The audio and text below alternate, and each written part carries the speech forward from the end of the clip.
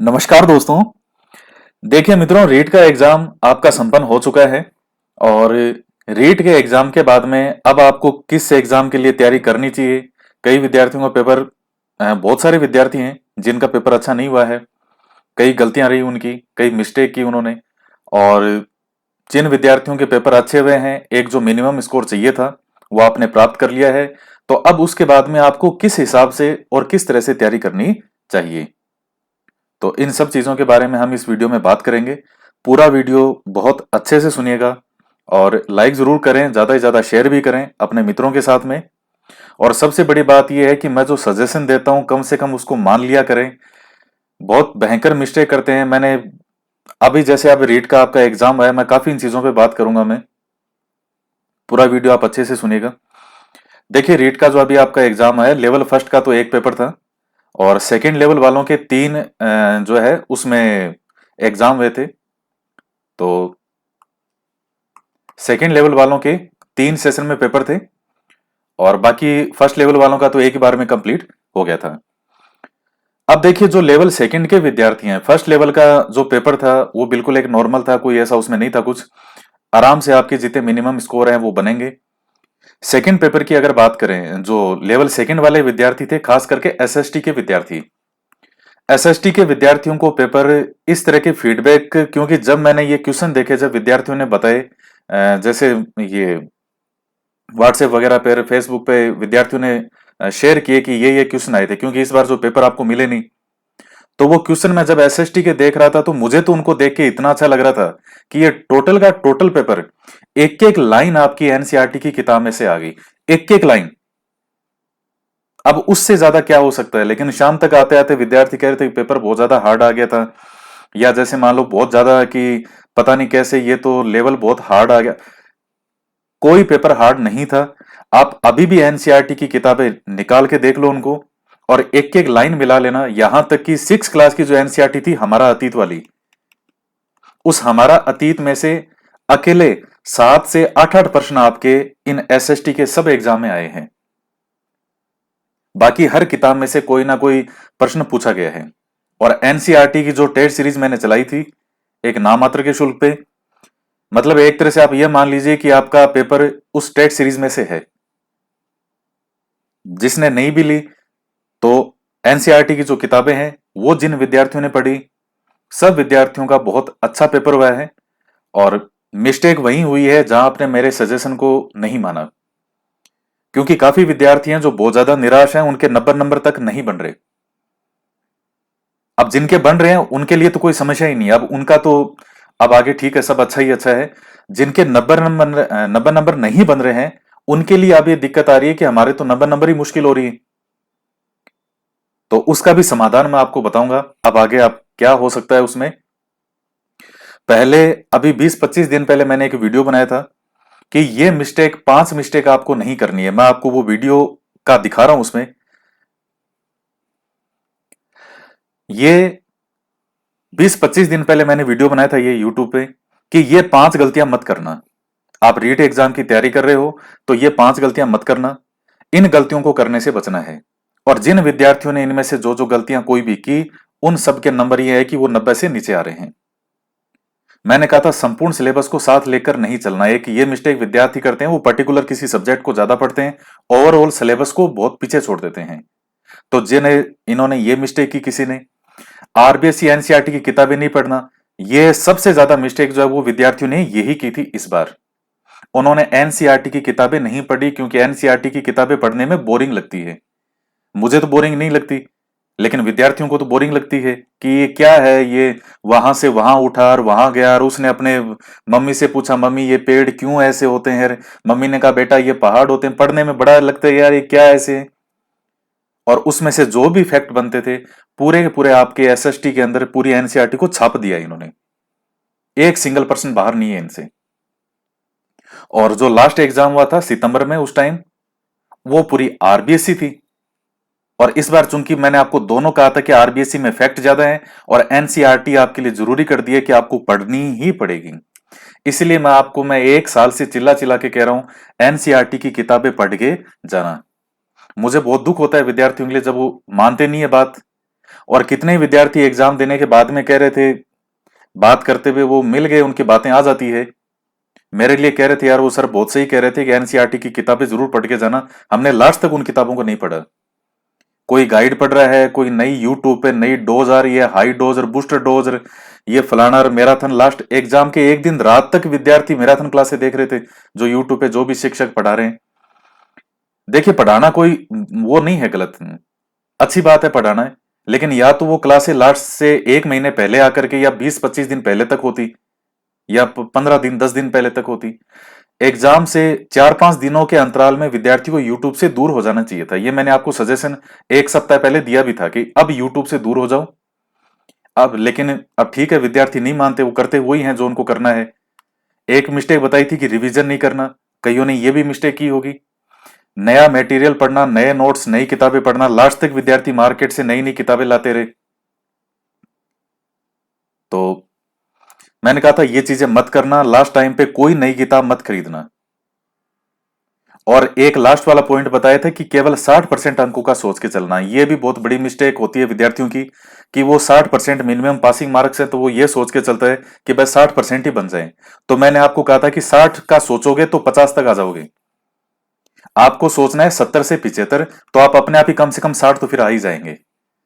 तो जो विद्यार्थी एक 70 से 75% की तैयारी का सोच के चले, और जुलाई मंथ का मैंने आपको पहले ही कहा था, चाहे आप फर्स्ट ग्रेड की तैयारी कर रहे हो, चाहे सेकंड ग्रेड की तैयारी कर रहे हो, या रीट की कर रहे हो, जुलाई का मंथ पूरी तरह से आपको समर्पित होना है इसके लिए, रीट के लिए। इसमें पास हो गए तब आगे जाकर के वो मेन दे पाओगे।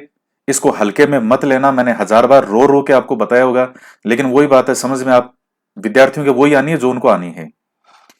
तो मुझे बहुत बुरा लगता है जब विद्यार्थी बात को सीरियसली नहीं लेते, और इतने अच्छे अच्छे विद्यार्थी पढ़ने वाले हैं जिनके पेपर खराब हुए हैं। क्यों? सीरियसली किसी सजेशन को नहीं मानते। वो सुनते जरूर है वीडियो। इस वीडियो को भी 70,000 विद्यार्थियों ने देखा था। अभी मैंने व्यूज देखे, इसके 70,000 व्यूज हैं, लेकिन 70,000 में से भी कितनों ने इस चीज को सीरियसली फॉलो किया होगा? और इसमें मेन जो आपका चेंज करने वाला सारा है, वो इस बार एनसीईआरटी की किताबों ने सब कुछ बदल के रख दिया आपका। ये किताबें जिस विद्यार्थी ने पढ़ी है उनकी अच्छी मौज है, और जिन्होंने पढ़ के ही नहीं गए विद्यार्थी, तो फिर अगर उनके अच्छे मेधावी विद्यार्थी हैं तो उन्होंने अपनी चीज को कवर कर लिया होगा। तो इसलिए मैं हमेशा कहता हूं कि मैं जो भी यहां सजेशन देता हूं, मेरे सजेशन को सीरियसली लिया करो। चाहे आप यहां एनसीईआरटी पढ़ो या मत पढ़ो, या जो आपका दिल करे करो, लेकिन मैं जो बातें बताता हूं वो बहुत महत्वपूर्ण होती है। और सही गाइड करना और सही गाइडेंस को मानना, तो आधी जंग तो आपकी वहीं हो जाती है, वहीं आप विजित हो जाते हैं। तो पहली बात है कि पेपर का स्तर कैसा था? पेपर कोई कठिन नहीं था आपका, पूरा का पूरा एनसीईआरटी में से था। एक अच्छा पेपर था, मैं कहूंगा एक बहुत अच्छा पेपर था, और पेपर को ऐसा ही आना चाहिए। तो एक अच्छा पेपर था। इसके बाद में देखिए, इसमें जो भी मिस्टेक हुई उसको आपको दोबारा नहीं करनी है। मैंने आपको जैसे वो 5 गलतियां बताई थी कि ये 5 गलतियां मत करना। इसमें जो भी आपकी मिस्टेक्स रही, जैसे कई विद्यार्थी तो एग्जाम देने लेट पहुंचे, या जैसे जो भी कारण रहे, कई लापरवाहियां हुई, कई तरह की मिस्टेक हुई बाहर भी, और एग्जाम सेंटर में भी कई बार हो जाता है। तो इन चीजों का आपको ध्यान में रखना है। अब देखिए, ये इस तरह की जो चीजें चल रही है, पेपर आउट होना, और ये नंबर कम ज्यादा होंगे या नहीं होंगे, ये देखिए इन चीजों से आपको बचना चाहिए। अभी जो कल 24 जुलाई का जो लास्ट शिफ्ट थी सेकंड लेवल वालों का, तो उसमें एक पेपर है जो एसएसटी के प्रश्न है, उसके कुछ पेज आए हुए थे बाहर। वो पेज मैंने भी देखे हैं। उस पेज को देखने से साफ पता चल रहा है कि वो पेज फाड़ा गया है, वो फटा हुआ पेज है वो। तो देखिए, जब अंदर एंट्री करते हैं एग्जाम देने जाने के लिए, तब सब चेक अच्छे से किया जाता है, लेकिन जब आप बाहर निकलते हैं, और पेपर इस बार जमा हो रहे थे, तो हर शिक्षक पेपर खोल खोल के नहीं देख सकता कि इसमें से किसी ने पेपर कोई पेज फाड़ा है क्या। किसी विद्यार्थी ने 4-5 पेज फाड़ के जेब में डालिए होंगे, और वो भीड़ से बच के, या किसी ने टीचर ने ध्यान नहीं दिया और वो बाहर निकल के आ गया। तो मेरा ये मानना है कि आपको इस तरह की चीजों से, ये जो पेपर आउट हुआ था, इस तरह की चीजों से बचना चाहिए। और ये तो ऐसा पेपर है, ये आउट हो भी जाता थोड़ी देर पहले तो इसमें कोई कुछ नहीं कर सकता था। मैं आपको ये भी और बता दूं, किसी को ये लग रहा है कि पेपर अगर 10 मिनट 15 मिनट पहले आउट हो जाता तो कोई क्या, तो भी नहीं कर सकता था ये। और मैं कह रहा हूं बहुत अच्छा पेपर था, बहुत अच्छा पेपर था, इसको कहते हैं वास्तव में पेपर। कि आपने कितनी पढ़ाई की है या कितनी आपने मेहनत की है, और जो सही लाइन के और सही गाइडेंस में पढ़ाई की है या नहीं की है। अब देखिए, मैं बात कर रहा हूं कि जिन विद्यार्थियों का पेपर बहुत ज्यादा खराब हुआ है या जिनको लग रहा है कि हमारे 90 नंबर नहीं बनेंगे, अब आपको आपने जो होना था वो तो हो गया। अब इसके बारे में तो सोचना आप छोड़ो, क्योंकि ये तो गया। सांप जाने के बाद में लकीर पीटने से कोई फायदा नहीं है, चाहे आप 10 दिन 20 दिन या 2 महीने आप चाहे लकीर पीटते रहो।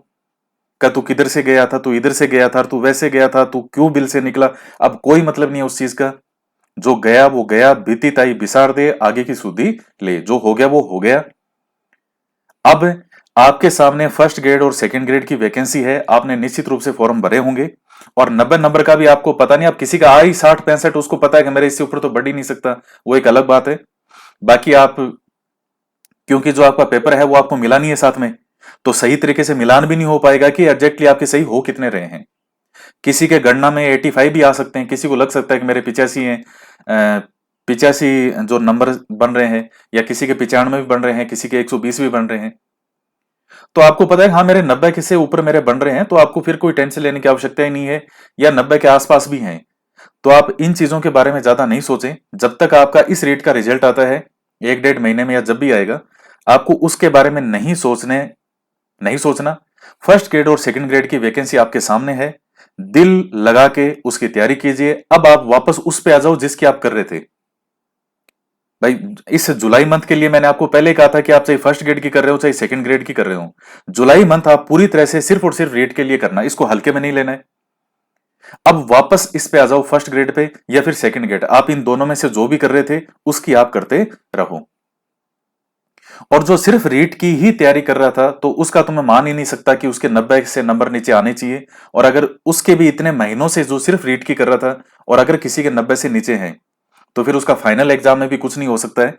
कोई फिर मतलब ही नहीं है। जो विद्यार्थी अगर 7 8 महीने से सिर्फ रीट की कर रहा है और वो 90 नंबर भी अगर इस एग्जाम में नहीं बना पा रहा, तो फिर कोई झूठी एक अपने आप को दिलासा देने से कोई मतलब नहीं है उसका। लेकिन अब आपके पास में है जिसका पेपर खराब हुआ है, जिसको लग रहा है मेरे बहुत कम बन रहे हैं या मेरा पेपर बिगड़ गया है, और अच्छे पढ़ने वाले विद्यार्थी हैं, आप फर्स्ट ग्रेड और सेकंड ग्रेड आपके सामने है, दिल लगा के तैयारी करो। ईश्वर ने हो सकता है कि आपके लिए फर्स्ट ग्रेड या सेकंड ग्रेड लिखा हो।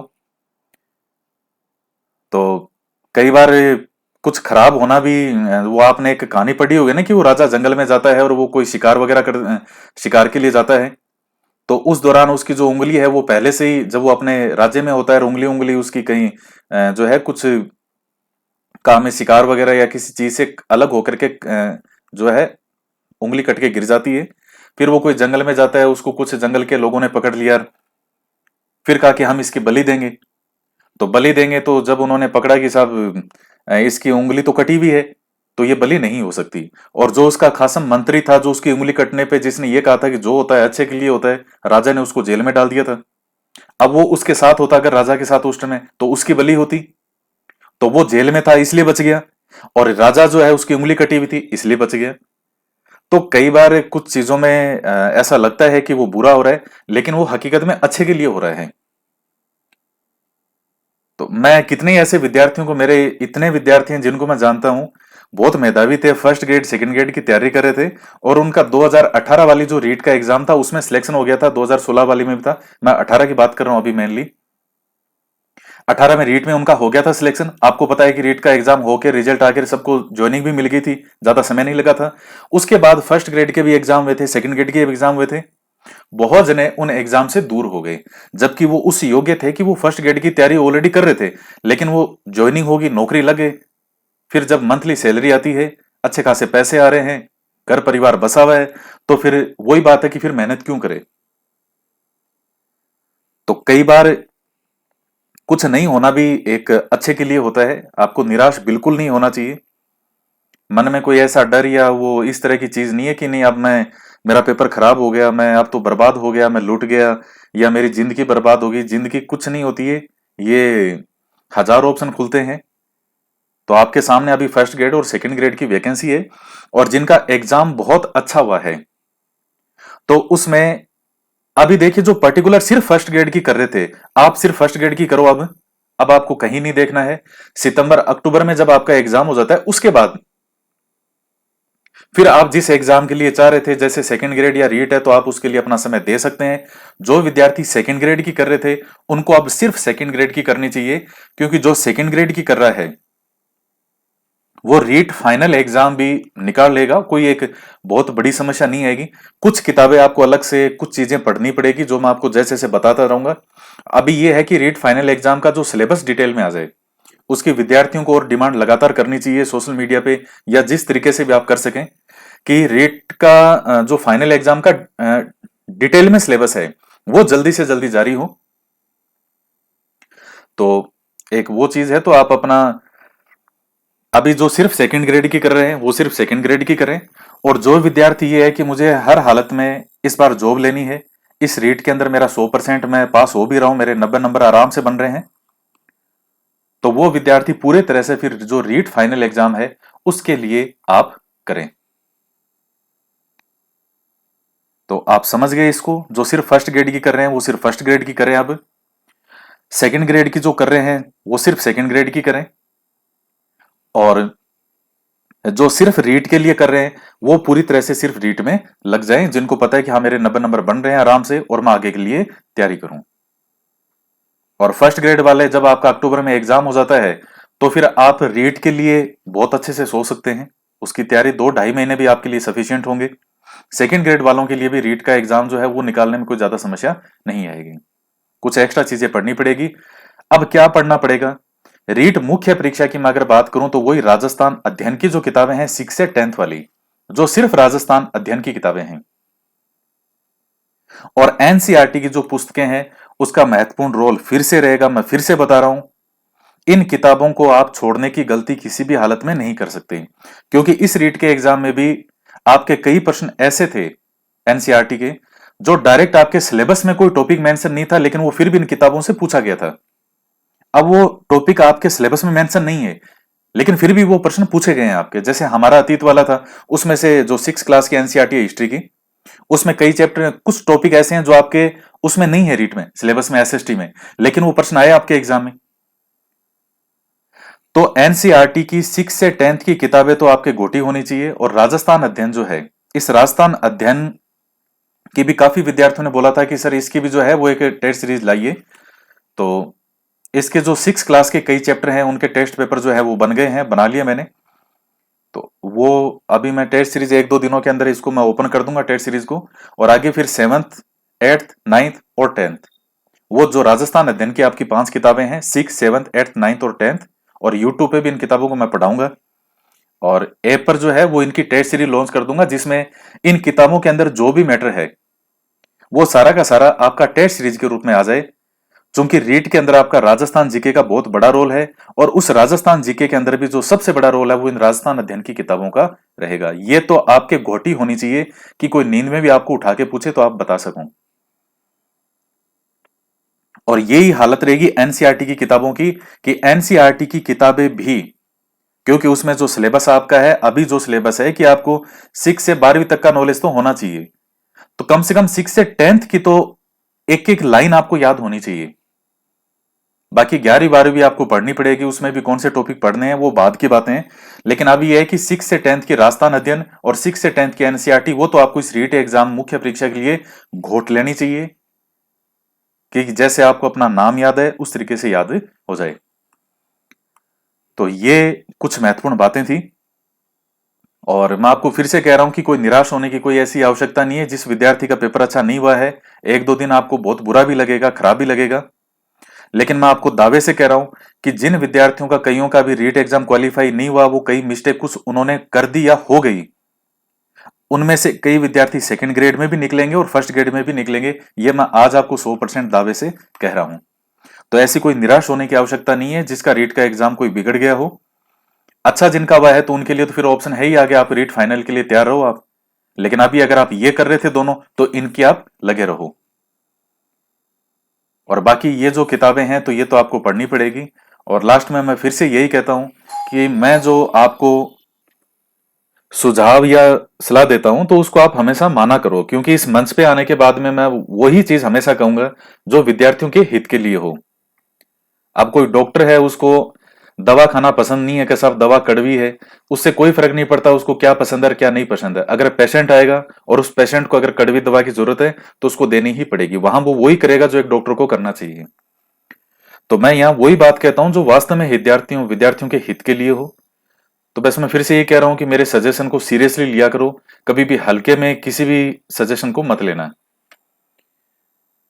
तो इस वीडियो के अंदर इतना ही, और बाकी जी जान से आप मेहनत करते रहिए, और इसी तरह से निश्चित रूप से आपके इन सब एग्जाम आपके क्वालिफाई होंगे, सब एग्जाम आपके निकलेंगे। तो मिलते हैं नेक्स्ट वीडियो में नए जोश और जुनून के साथ। जय हिंद, जय भारत।